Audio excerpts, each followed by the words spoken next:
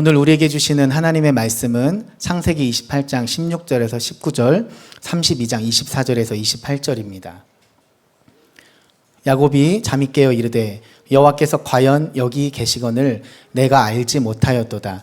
이에 두려워하여 이르되 두렵도다 이것이요 이것은 다름 아닌 하나님의 집이요 이는 하늘의 문이로다 하고, 야곱이 아침에 일찍이 일어나 베개로 삼았던 돌을 가져다가 기둥으로 세우고 그 위에 기름을 붓고 그곳 이름을 베델이라 하였더라. 이 성의 옛 이름은 루스더라. 32장입니다. 야곱은 홀로 남았더니 어떤 사람이 날이 새도록 야곱과 씨름하다가 자기가 야곱을 이기지 못함을 보고 그가 야곱의 허벅지 관절을 치매 야곱의 허벅지 관절이 그 사람과 씨름할 때에 어긋났더라. 그가 이르되 날이 새려하니 나로 가게 하라. 야곱이 이르되 당신이 내게 축복하지 아니하면 가게 하지 아니하겠나이다. 그 사람이 그에게 이르되 내 이름이 무엇이냐? 그가 이르되 야곱이니이다. 그가 이르되 내 이름을 다시는 야곱이라 부를 것이 아니요 이스라엘이라 부를 것이니 이는 내가 하나님과 및 사람들과 겨루어 이겼음이니라. 오늘 말씀의 제목을 말씀을 준비하면서 많은 분들이 저에게 물어보셨어요. 과연 제목이 무슨 내용이길래 이렇게 정했느냐 이렇게 물어보셨습니다. 부임 설교를 준비하면서 제 삶에 찾아오신 그 하나님을 깊이 묵상하게 되었습니다. 우리 귀한 성도님들과 또 예배의 자리에 나오신 분들과 어떤 하나님을 나눌까, 어떤 말씀을 나눌까 깊이 묵상하게 되었습니다. 저는 모태 신앙이고 또 제 이름은 에녹입니다. 교회에서 저는 늘 모범생으로 자라게 되었어요.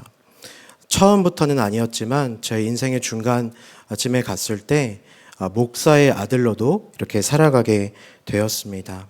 교회에서나 또 어디서나 저는 늘 착한 사람이었습니다. 하지만 제 내면에는 늘 하나님을 떠나려고 하는 그 마음 가운데 있다는 것을 보게 하셨습니다. 그 불신앙의 마음 가운데 있었다는 것이죠. 겉으로는 신앙이 좋은 척, 괜찮은 척 하며 살았지만 조금만 틈이 나면 하나님을 떠나려고 하는 그런 모습, 그런 영혼의 몸부림이 저의 삶 가운데 늘 있었습니다. 그러나 하나님이 저에게 찾아오셔서 그런 저를 놔두시지 않고 하나님을 늘 떠나려고 하는 저를 찾아오셔서 쫓아오셨습니다. 저를 사랑하시기에 제 평생에 걸쳐서 저를 추적하셨습니다. 이런 묵상의 나눔을 하고 제목이 제 마음 가운데 들려지자 제 생각 가운데 나는 왜 그리스도인이 되었는가 라고 하는 책에서 존 스토트 목사님이 소개한 천국의 사냥개라고 하는 내용이 저에게 떠올랐습니다. 존 스토트 목사님은 자신이 그리스도인이 된 이유를 그의 책에서 이렇게 말합니다. 제가 그리스도인이 된 이유는 궁극적으로 제 부모나 스승의 영향이 아니고 그리스도에 대한 저 자신의 결단 때문인 것도 아니며 바로 천국의 사냥개 때문입니다. 즉 제가 원하는 길로 가고자 도망할 때조차도 끈질기게 저를 쫓아오신 예수 그리스도 그분 때문인 것입니다. 그리고 천국의 사냥개이신 그분이 은혜롭게도 저를 추적하지 않으셨다면 오늘 저는 헛되고 버림받은 인생들의 쓰레기 더미 위에 놓여 있었을 것입니다. 이렇게 천국의 사냥개에 대해서 소개하고 계십니다. 이 천국의 사냥개라고 하는 것이 제 마음 가운데 떠올랐어요. 주님을 천국의 사냥개라고 하는 것이 조금은 거친 표현일 수 있지만 저를 죄 가운데 내버려 두시지 않고 끈질기게 찾아오시는 그 주님을 설명하기에는 제격입니다. 주님이 저를 끈질기게 끝까지 찾아오셨다는 사실이 믿어질 때 저 가운데 고백되어지는 그 하나님의 사랑과 은혜가 충만했던 것을 하나님이 생각나게 하셨습니다. 주님은 우리가 어떤 타이틀, 직분, 또 상황과 상관없이 우리를 늘 추적하시는 분이십니다. 친히 그분이 우리의 천국의 사냥개가 되셔서 그쪽으로 가지 말아라. 제발 나에게로 와라. 나와 함께 가자라고 말씀하십니다. 그리고 그것이 인생의 단 한 번, 두 번 이렇게 되는 것이 아니라 우리 삶의 전생애를 걸쳐서 그렇게 하신다는 것입니다. 우리의 인생 가운데 찾아오시는 그 천국의 사냥개의 짖는 소리를 외면하지 맙시다. 우리의 인생 가운데 찾아오시는 그 하나님을 만나서 때마다 찾아오시는 그분을 만나 그분께 삶을 내어드릴 수 있기를 소망합니다. 우리가 읽은 오늘 첫 번째 본문에서 야곱은 도망자 신세로 우리에게 나타납니다. 야곱은 늘 형 에서의 것을 교묘한 방식으로 취해 왔습니다. 그러면서 그가 늘 그의 수법이 점점 대범해져서 이제는 아버지와 형을 속이고 장자권이라고 하는 것을 쟁취해내게 됩니다. 형과의 관계가 당연히 틀어졌고 가정이 풍비박산이 나게 됩니다. 그리고 나서 야곱은 도망합니다. 남의 것을 빼앗고 자기의 것을 끊임없이 쌓으려고 했던 그 야곱이 오늘 우리에게 어떤 모습으로 보여지냐면 길거리에서 노숙하는 모습으로 우리에게 나타납니다. 그가 지금 노숙하고 있으면서 자신의 신세를 한탄하기에 딱 좋은 상황에 놓여져 있습니다. 후회가 밀려오는 그런 상황 가운데 있습니다. 어쩌면 야곱은 왜 내가 욕심을 부렸을까? 왜 나는 내 삶에 만족함이 없이 이런 짓을 저질렀는가? 왜 나는 이런 상태가 되었는가? 라고 후회하지 않았을까요? 이제 야곱은 외삼촌 라반의 집에 가기 위해서 직선거리로는 700km, 그냥 걸어가는 길로는 100km의 길을 가기 위해 도망가야 했습니다. 그는 분명히 살기 위해서, 형에게서 도망치기 위해서 나아갔습니다. 그러나 다행히 아무도 그를 쫓아오지 않았어요. 하지만 야곱을 쫓는 한 분이 계셨으니 그는 하나님이셨습니다. 그가 10분의 1 조금 안 되는 지점에 갔을 때 유숙하기 위해 돌을 베개 삼습니다. 그가 꿈을 꾸는데 사닥다리가 하늘까지 펼쳐지고 거기에서 천사들이, 하나님의 사자들이 오르락 내리락 하는 것을 보게 됩니다. 이 놀라운 광경을 보고 있는데 저 사닥다리 맨 위에 하나님이 나타나셔서 야곱에게 말씀하십니다. 창세기 28장 13절에서 15절 말씀입니다. 또 본즉 여호와께서 그 위에 서서 이르시되 나는 여호와니 너의 조부 아브라함의 하나님이요 이삭의 하나님이라. 내가 누워있는 땅을 내가 너와 내 자손에게 주리니 내 자손이 땅의 티끌같이 되어 내가 서쪽과 동쪽과 북쪽과 남쪽으로 퍼져나갈지며 땅의 모든 족속이 너와 내 자손으로 말미암아 복을 받으리라. 내가 너와 함께 있어 내가 어디로 가든지 너를 지키며 너를 이끌어 이 땅으로 돌아오게 할지라. 내가 내게 허락한 것을 다 이루기까지 너를 떠나지 아니하리라 하신지라. 이렇게 길게 야곱에게 나타나셔서 말씀하셨어요. 지금 분명히 잘못을 저지르고 도망하는 야곱에게 하나님이 찾아오셔서 축복의 말씀을 건네십니다.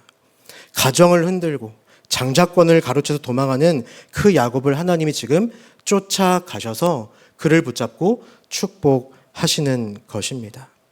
자기 자신이 인생의 주인이고 내가 모든 것을 통제할 수 있다고 믿었던 그 야곱, 그러나 그것 때문에 오히려 도망치는 야곱에게 하나님이 찾아오신 것입니다. 이렇게 말씀하시는 거예요. 너의 힘으로 차지하려고 하지 마라. 내가 차지하게 할 것이다. 너의 인생의 주인은 너가 아니다. 내가 너의 인생의 주인이다. 내가 너를 이끌어 이 땅으로 다시 분명히 돌아오게 할 것이다 라고 이야기하시는 거예요. 야곱의 도망은 분명히 에서에게서의 도망, 또 아버지에게서의 도망, 살기 위해서 하는 도망이었지만 오늘 하나님이 그를 붙잡고 이야기하시는 것을 묵상해 볼 때 본질적으로 그의 도망은 하나님으로부터의 도망이었습니다. 이 자리에 계신 분들 중에 인생의 막다른 골목에서 정말 그 처절한 상황 가운데서 주님을 만나신 적이 있는 분이 계실 것입니다. 죄된 인생, 오늘 야곱과 같이 내가 주인된 인생을 살다가 주님을 만난 적, 그 돌을 베개로 삼아야 하는 그 순간 속에서, 막막한 상황 속에서 주님을 만나신 분들이 계실 것입니다. 혹시 우리 아까 기도하셨던 것처럼 비가 오고 눈이 오는 그 어려운 가운데 이 자리에 오셨음에도 불구하고 여전히 주님을 만나는 것이 무엇인지 몰라 심령의 방황을 하는 분도 계실 것입니다. 분명한 것은 오늘 주님이 이 본문 가운데서 야곱을 만나 주신 것처럼 이 자리에 나온 우리 모두를 만나 주신다라고 하는 것입니다. 하나님을 만난 야곱의 고백이 16절에 되어 있습니다. 우리 함께 한 목소리로 읽도록 하겠습니다. 야곱은 잠에서 깨어서 혼자 생각하였다. 주님께서 분명히 이곳에 계시는데도 내가 미처 그것을 몰랐구나. 야곱이 이렇게 이야기합니다. 주님께서 분명히 이곳에 계시는데도.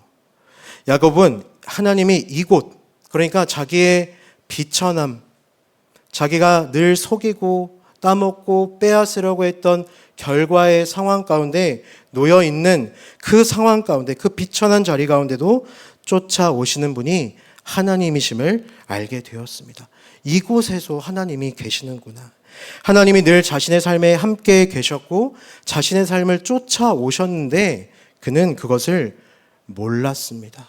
그리고 또한 깨달았습니다. 하나님이 아브라함, 조부 아브라함, 아버지 이삭의 삶을 추적하시고 쫓으시고 인도하신 것처럼 나의 삶을 지금까지 그렇게 하셨는데 나는 몰랐구나. 나는 몰랐구나. 이렇게 깨달음의 고백을 야곱이 하고 있습니다. 제 삶에서 처음으로 하나님이 나와 늘 함께 하시는구나. 나를 추적하시고 지금까지 쫓아오셨구나라고 하는 것을 깨닫게 된 순간이 있었습니다. 제가 초등학교 6학년 때인데요. 저희 아버지께서 하나님의 부르심에 순종하셔서 제가 초등학교 4학년, 5학년 이때쯤에 목회를 하시기로 결정하셨습니다. 그래서 신학교에 이제 가시게 되셨어요. 그때가 1997년, 1998년 이때입니다. 그때 우리나라에 무슨 일이 있었는지 여러분 잘 아시죠? 네, IMF라고 하는 시기였습니다. 저희 가족이 그것 때문에 뭐 엄청 어렵거나 힘들진 않았지만 참 쉽지 않은 그런 과정을 보내는 가운데 저희 아버지가 그 부르심 가운데 나아가게 되었어요. 쉽지 않은 순간인데 제가 저희 가정 가운데 참 어려운 존재였습니다. 솔직히 좀 표현하면 제가 구제불능. 네. 저희 부모님의 그 길을 잘 돕고 격려해드리고 응원해야 함에도 불구하고 구제불능 같은 그런 존재였습니다. 제가 노는 걸 너무 좋아했어요. 네, 초등학생이 노는 걸 싫어하는 사람이 있겠냐마는 노는 걸 너무 좋아했는데 좀 병적으로 좋아했습니다. 그래서 어땠냐면 제가 방과후가 되거나 어쨌든 집을 나가면 부모님께 연락도 하지 않고 집에 들리지도 않고 그냥 함흥차사가 되는 거예요. 그리고 밤 11시고 12시고 그냥 꾸역꾸역 집에 들어갔습니다. 여러분의 자녀가 만약 그렇다면 여러분은 어떻게 하시겠습니까? 네. 쿨하게 그냥 들어왔니? 이렇게 하실 분들 아무도 없을 거예요. 제가 지금도 왜 그랬는지 잘 모르겠어요. 그냥 친구들을 따라서 학교 운동장에서 오락실에서 뭐 학원은 다 빼먹었고요. 예, 그래서 학원 선생님께 오락실에 있다 붙잡혀 오기도 하고 친구 집에 있다가 밤 10시, 11시에 막 놀다가 잡혀오기도 했습니다. 그런 일들이 거의 매일, 거의 매일 이루어졌어요. 그러니까 부모님의 속이 어땠겠어요? 속이 타들어갔습니다. 제가 그래서 부모님이 하실 수 있는 모든 훈육을 저에게 다 하셨습니다. 네. 지금 말하면 조금 거친 방법이긴 한데 맨을 맞았고요. 뭐 쫓겨나기도 하고 하여튼 여러 가지 일들을 통해서 저를 고쳐보시려고 노력하셨어요. 저는 고쳐지지 않았습니다. 부모님은 너무나 힘들어하셨고 저 때문에 부모님이 싸우시기도 하고 저희 가정이 너무나 어려웠습니다. 제가 정신이 좀 제대로 박혀 있다면 그 모습을 보면서 그렇게 하지 말았어야 하는데 계속 그런 삶을 살게 되었어요. 그 와중에 제가 수련회에 참여하게 되었습니다. 아까 서두에 말씀드린 것처럼 저는 교회에서 인정받는 사람, 착한 사람, 네, 그런 사람이었어요. 성경학교 수련회를 너무나 좋아해서 너무 열심히 참여해서 저는 성경학교가 끝나면 늘 링거를 맞았습니다. 네, 너무 열심히 참여했거든요. 제가 이제 6학년이 되고 중학생이 되는 그 겨울, 이제 처음으로 수련회라고 하는 이름으로 참여하게 되었어요. 그런데 너무나 좋고 교회 생활이 너무 좋고 그 공간에 있는 것이 너무 좋았지만 저는 늘 성경학교 때도 그렇고 주님을 만나야 하는 그 순간에 늘 피해 다녔습니다. 네. 옛날부터 그런 아이들이 늘 있었죠. 네. 하나님께 적당히 기도하는 척 하면서 네. 저보다 더한 형들, 누나들은 나 기도 안 해. 아예 대놓고 이렇게 포지션을 잡았는데 저는 그런 게 싫어서 적당히 기도하는 척 하면서 에녹이니까 네. 이렇게 사람들을 속여가면서 있었습니다. 제가 그런데 그 수련회에 참여했을 때 그냥 재밌게 캠프를 참여하고 놀는 가운데 있지만 저의 마음에는 저는 가정에서 천덕꾸러기였어요. 부모님의 마음을 아프게 하는 사람이었어요. 동시에 나는 그렇게 살고 싶지 않은데 늘 그런 삶을 살아야 하는 모습 가운데 어린 아이였지만 초등학생이었지만 절망감과 무력감을 늘 느끼고 있었어요. 나는 구제불능이야. 나는 가망이 없어. 이런 막 왔다 갔다 하는 마음을 가지고 있었던 것이죠. 나는 왜 이럴까? 나는 왜 이렇게 살까? 라는 마음이 저를 짓눌렀습니다. 하지만 저는 그 문제를, 그 상한 심령을 하나님께 맡기고 싶지 않았어요. 하나님께 내어드리고 싶지 않았습니다. 하나님께 맡기고 싶지 않았다. 하나님께 내어드리고 싶지 않았다라고 하는 것이 무엇일까요? 제가 왜 그랬을까를 오늘 말씀을 준비하면서 묵상해 보았는데 저는 그 당시에 그냥 어린 마음에 기도하는 게 싫어서 그냥 이런 상황이 싫어서가 아니라 제 마음 깊숙한 곳에 하나님으로부터 도망치고 싶은 마음이 있다는 것을 알게 되었어요. 적당히 그날도 그 시간도 피해가고 싶었어요. 연기를 하면서 있었습니다. 그런데 그런 저에게 전도사님이 찾아오셨습니다. 걸린 것이죠. 그러면서 저를 허깅하면서 저의 귀에 대고 이렇게 말씀하셨어요. 에녹아, 기도하자. 네. 에녹아, 기도하자. 예수님이 너를 위해 십자가에 달리셨어. 라는 이야기를 저에게 주시는 거예요. 이 이야기, 이 문장, 에녹아 기도하자. 예수님이 너를 위해 십자가에 달리셨어. 수없이 들어본 이 문장, 이 진리, 이 복음이 갑자기 저에게 들려지기 시작했습니다. 예수님이 나를 위해 죽으셨음이, 예수님이 나를 사랑하심이 믿어지기 시작한 거예요. 집에서는 천덕꾸러기 같던 내 문제를 내가 어찌할 수 없는 그런 어려움 가운데 있는 저를 예수님이 용납해 주시고 사랑해 주시고 용서해 주셨다라고 하는 것이 그냥 믿어졌어요. 무엇보다 저를 무너뜨리는 그 죄된 습관이 모두 씻어지는 그런 놀라운 은혜를 경험하게 되었습니다. 그런데 저에게 무엇보다 은혜였던 것은 무엇이냐면 제가 스스로에 대해서 비관하고 고통스러워 할 때에도 제가 부모님께 매를 맞고 부모님께 꾸중을 듣고 있을 때에도 주님이 저와 함께 계셨다. 주님이 그 자리에 나와 함께 계셨다라고 하는 것입니다. 나를 지금 주님이 찾아오셨구나. 그 진리가 저에게 너무나 위로가 되었습니다. 그 밤이 지나고 저를 괴롭히고 저희 가정을 힘들게 했던 그 모든 습관들이 깨끗이 씻어지게 되었습니다. 저는 다시는 그런 일을 범하지 않게 되었어요. 야곱처럼 여전히 죄의 자리에 있고 하나님을 끊임없이 떠나려고 하며 내가 내 인생의 주인이 되기를 부단히 애쓰는 사람들, 그러다가 그것이 다 수포로 돌아가서 도망자의 신세를 살고 있는 사람들, 우리에게 여전히 이런 모습이 남겨져 있다면, 우리의 심령에 그런 모습이 있다면 하나님이 오늘 우리를 찾아오시고 추적해 오심을 믿음으로 고백할 수 있기를 소망합니다. 야곱은 인생의 결과물과 같은 돌베개를 오늘 보았습니다. 자기 인생의 중간 결과예요. 끊임없이 빼앗고 속이려고 했던 결과물이 고작 돌베개였습니다.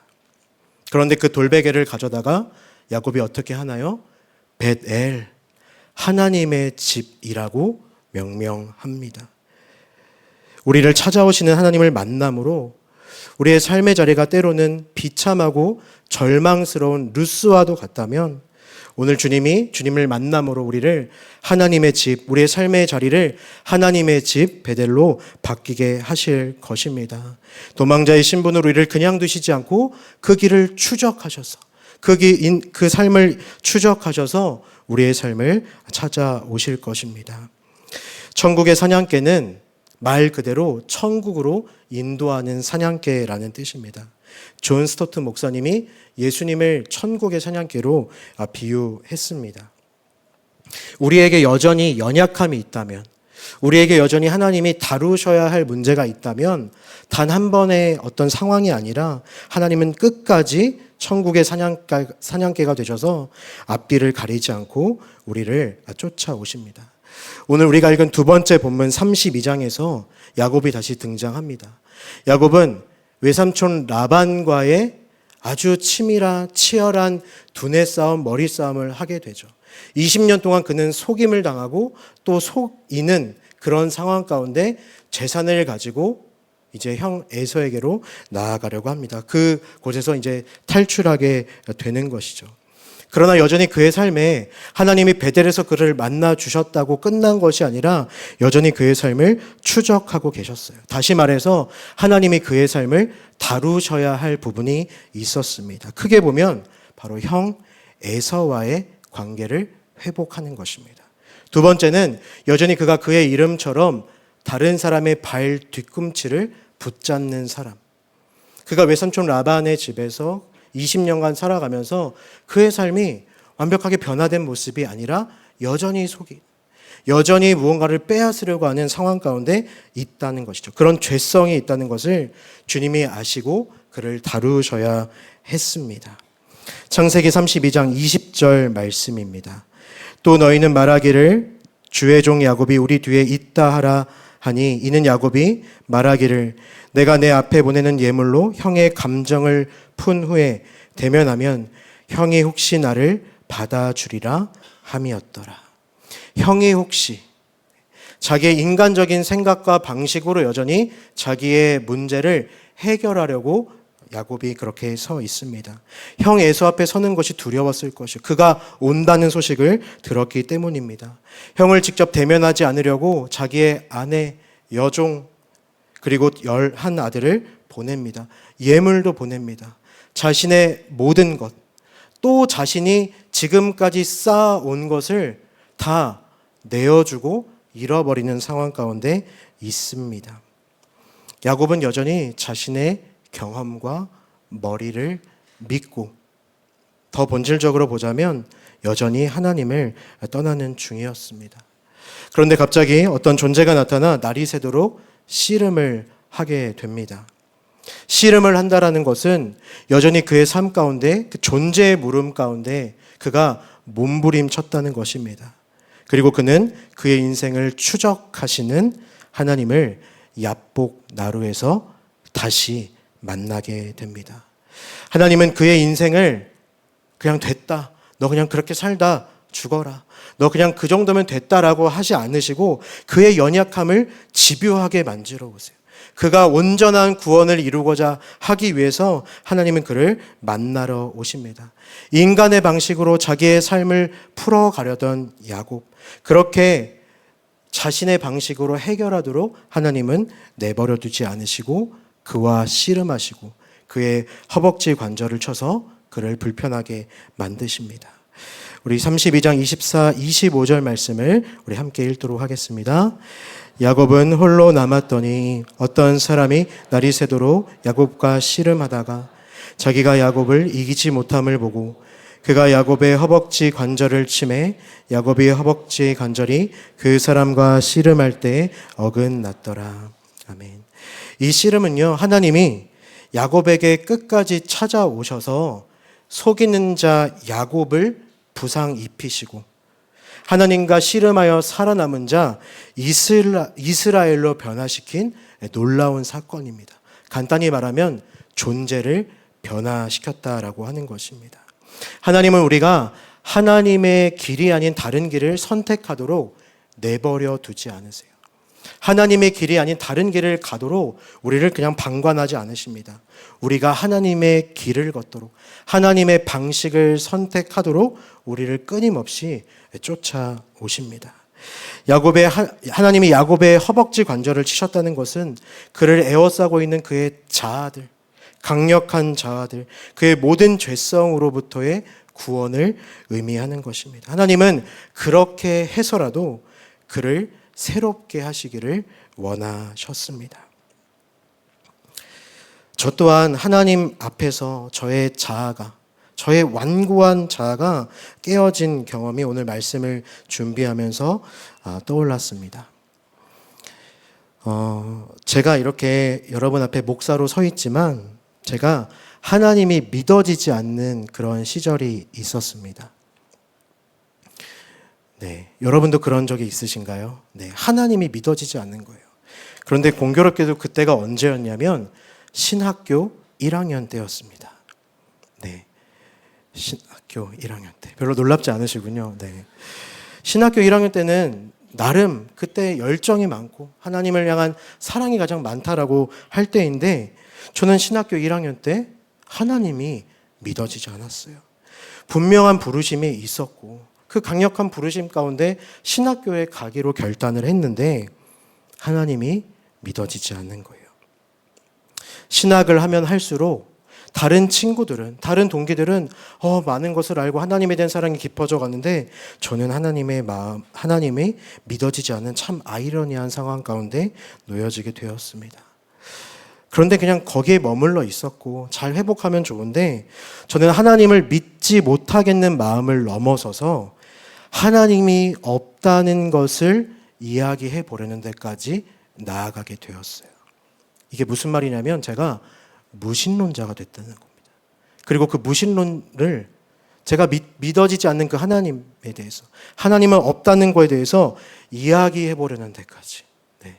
누군가에게 하나님은 없어. 너가 믿는 건 다 거짓말이야. 이 성경은 다 가짜야 라고 하는 것을 말하고 싶어지는 데까지 제가 이르게 되었어요. 하나님이 없다는 것을 어떻게 증명할 수 있을까? 하나님은 없다. 분명히 없다. 예수님은 좀 특별한 분인 것 같지만 그건 아니야. 다 거짓말이야. 그런데 그런 차에, 그런 마음이 막 저에게 점점 공고해지고 강해지던 차에 누군가 저에게 수련회 참여를 권유했습니다. 네, 수련회를 가자고 한 거예요. 여러분 제가 갔을까요? 안 갔을까요? 네, 갔습니다. 왜 갔냐면요. 하나님을 만나고 싶다. 이게 사인이구나. 하나님께 돌아가자가 아니라 그곳 사람들에게 하나님이 계시지 않다라고 하는 것을 이야기해 주려고요. 네. 제가 좀 다르게 보이시나요? 네. 저희 부모님이 목회를 하시고 제가 신학교에 갔고 그런 저희 부모님에게 어머니 아버지 이거 다 거짓말이에요. 하나님은 없어요. 를 말하고 싶었어요. 말하진 않았습니다. 그러나 그것을 제가 증명하고 싶었어요. 제 마음에 그 가슴 끓는 이거 사인이다. 거기 가서 다 이야기할 거야. 하나님이 없다는 거 내가 다 증명할 거야. 제가 주워 들은 게 있으니까 그 도끼를 가지고 수련회에 갔습니다. 그러나 도끼를 품고 참여한 수련회에서 저는 전혀 예상하지 못한 일을 경험하게 되었어요. 공교롭게도 또 기도 시간입니다. 저는 눈을 감고 저의 존재를 숨기고 사람들에게 언제 이야기할까 기다리고 있었어요. 그 기도 시간에 저 기도하는 사람들을 불쌍히 바라보았어요. 저거 다 현혹되어 가지고 저러고 있구나.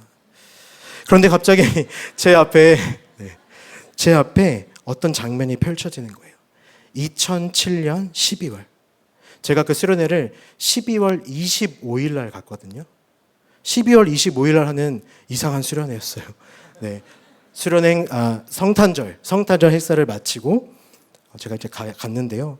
2007년 12월에 태안 앞바다에 유조선이 좌초되는 일이 있었습니다. 그래서 제가 그 그곳에 봉사를 하러 갔어요. 아마 그 당시에 가셨던 분이 많을 것 같은데 장면이 보이고 그게 갑자기 떠오르는 거예요.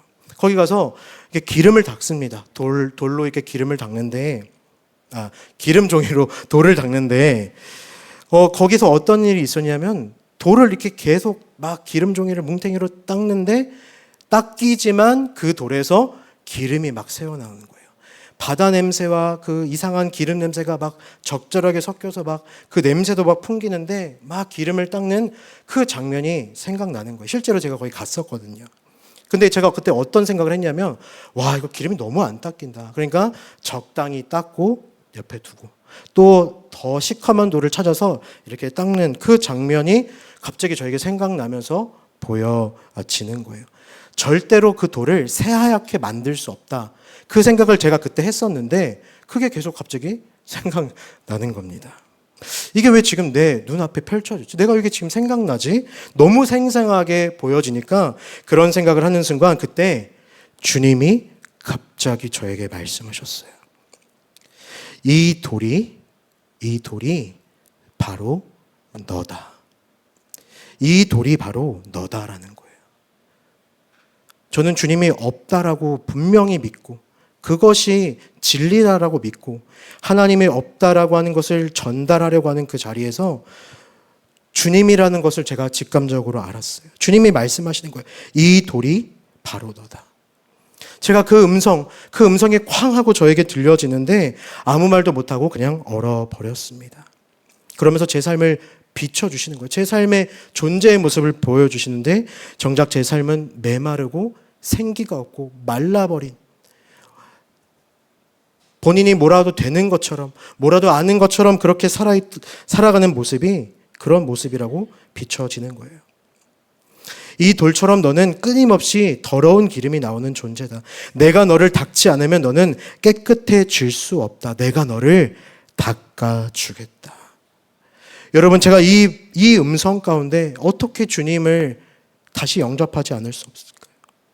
제가 그 음성 가운데 한 번도 불러보지 않았던, 정말 오랜만에 불러봤던 주님 하면서, 저 변덕이 너무 심하죠? 주님을 부르지 않을 수 없어서 그런 고백이 터져 나왔습니다.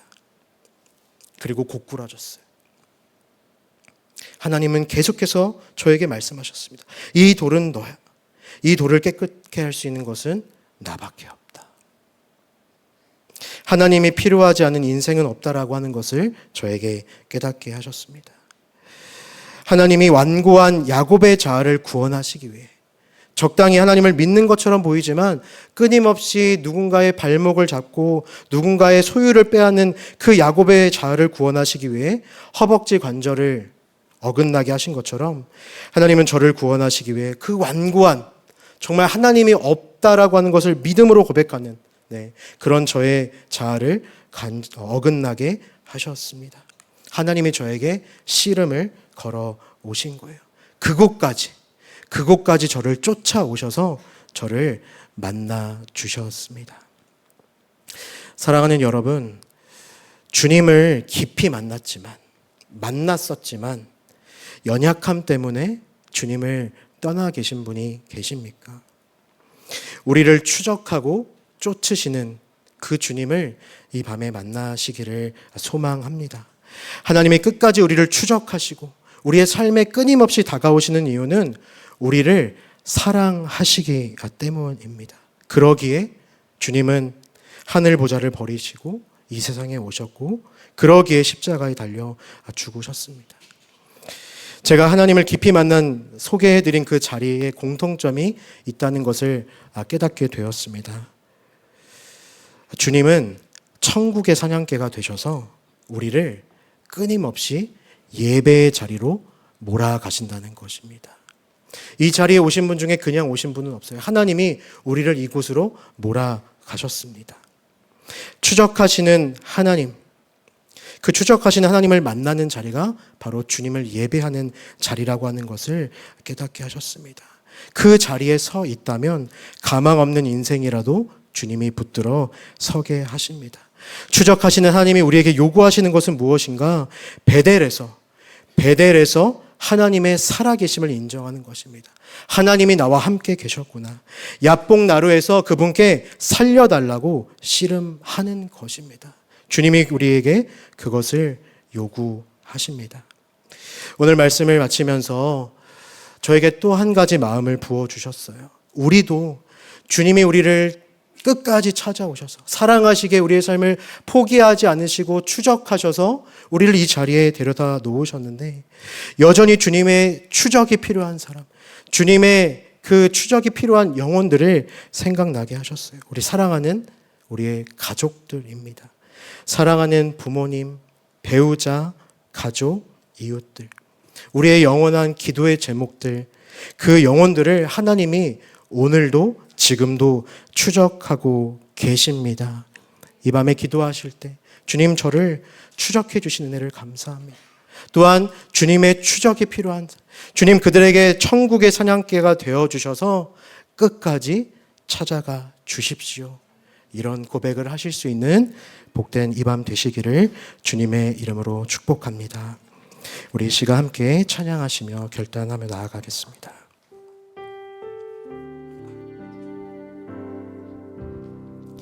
그 크신 하나님의 사랑 말로 다 영용 못하네.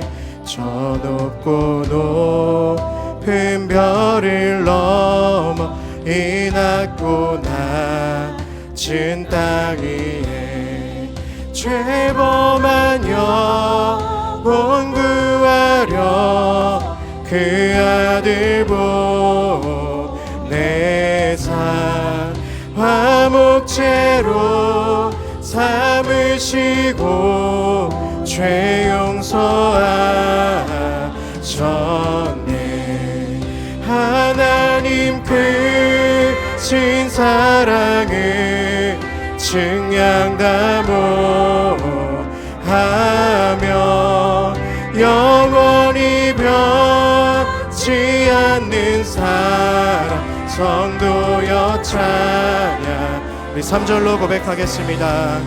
하늘을 두루마리 삼고 바다를 물 삼아도 한없는 하나님의 사랑 다 기록할 수 없겠네.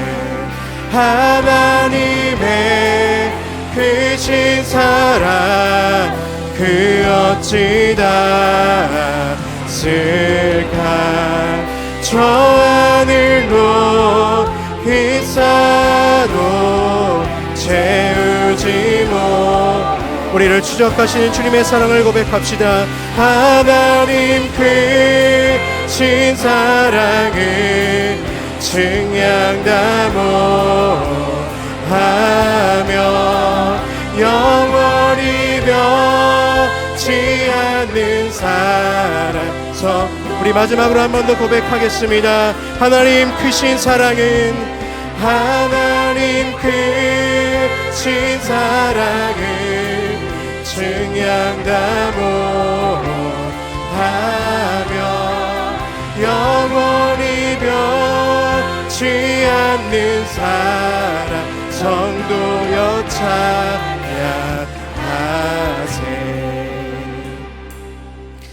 우리 시간 함께 기도하기 원합니다. 지금 내 삶을 추적하시고 찾아오시는 그 하나님 만나기를 원합니다. 추적하시는 하나님을 만나 순종하여 나의 삶의 자리를 내어드리게 하옵소서. 허락된 예배의 자리가 그냥 흘러가는 자리가 아니라 우리의 인생에 있어서 베델이 되게 하시며 야뽕 나루가 되게 하옵소서. 우리 주님의 사랑을 고백하며 주여 이름 한번 부르고 우리 기도하시겠습니다. 주여. 하나님, 이 시간 우리의 삶을 추적하시고 우리의 사랑하시기에 우리의 삶을 끝까지 찾아오시고 우리의 삶을 붙드시는 주님을 바라보길 원합니다. 우리의 삶을 포기하지 않으시고 우리의 삶 가운데 끊임없이 주님의 사랑을 확인하게 하시는 주님을 온전히 바라보기를 소망합니다. 하나님, 우리의 삶을 포기하지 않으시고 붙드시는 주님을 찬양합니다. 추적하시는 하나님을 만나 우리의 삶을 순종하여 우리의 삶의 자리를 내어드리기를 원합니다. 주님, 우리를 붙드시고 우리를 원하시며 우리를 추적하시는 그 하나님의 삶의 자리 가운데서 우리가 주님을 만나게 되기를 원합니다. 우리의 모든 예배의 자리가, 우리의 삶의 자리가 베델이 되게 하시며 야복나루가 되게 주님 역사하여 주시옵소서.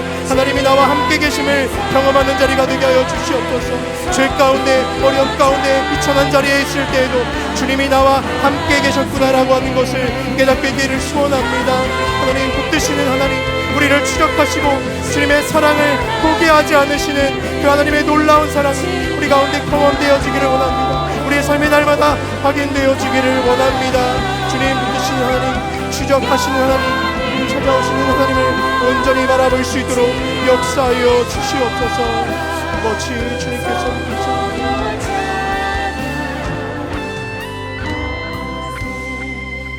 우리 마지막 기도 하실 때 주님, 우리에게 주님을 모르는 이들, 우리의 기도의 제목들이 있습니다.